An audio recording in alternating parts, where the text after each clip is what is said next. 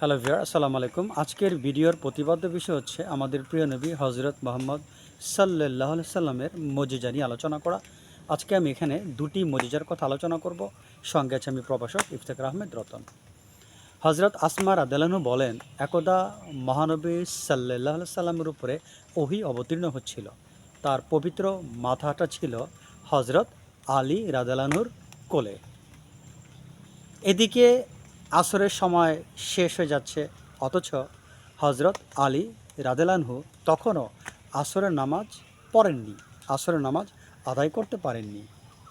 তো রাসূলুল্লাহ সাল্লাল্লাহু আলাইহি সাল্লাম তিনি আল্লাহর কাছে দোয়া করলেন, হে আল্লাহ, আলী আল্লাহ ও তার রাসূলের কাজে ব্যাপৃত ছিল, সে নামাজ আদায় করতে পারেনি, সে নামাজটা আদায় করতে পারেনি, তার জন্য সূর্যকে আগের জায়গায় এনে দাও।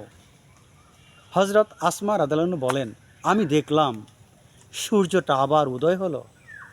হজরত আলী কী করলেন? তিনি অজু করলেন, অজু করে তিনি আবার নামাজটাকে আদায় করলেন, আসরের নামাজকে আদায় করলেন। সূর্য আবার অস্ত চলে গেল। আরেকটি মজেজা হলো, রাসূলুল্লাহ সাল্লাল্লাহু আলাইহি সাল্লামের খাতিরে তার মা বাবাকে কবর থেকে জীবিত উঠানো হয়েছিল।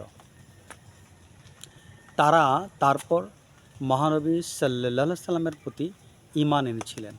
আজকের এই ছোট ভিডিওতে আমি দুটো মজেজার কথা বললাম। এর আগে আমি একাধিক ভিডিও প্রকাশ করেছি। প্রতিটি ভিডিওর বিষয়বস্তু ছিল মহানবী সাল্লাল্লাহু আলাইহি সাল্লামের মজেজা নিয়ে, অর্থাৎ মহানবী সাল্লাল্লাহু আলাইহি সাল্লামের মজেজা নিয়ে আমি একাধিক পর্ব প্রকাশ করেছি। আপনারা ধারাবাহিকভাবে এই ভিডিওগুলো দেখলে আপনাদের ঈমানটা বাড়বে, রাসূলের প্রতি আপনাদের ভালোবাসা বৃদ্ধি পাবে। সর্বোপরি আপনি একজন খাঁটি মুসলমান হওয়ার জন্য চেষ্টা করবেন। মহান আল্লাহ তাআলা আমাদের সবাইকে এই তৌফিক দান করুন। আজ এ পর্যন্ত, আল্লাহ হাফেজ।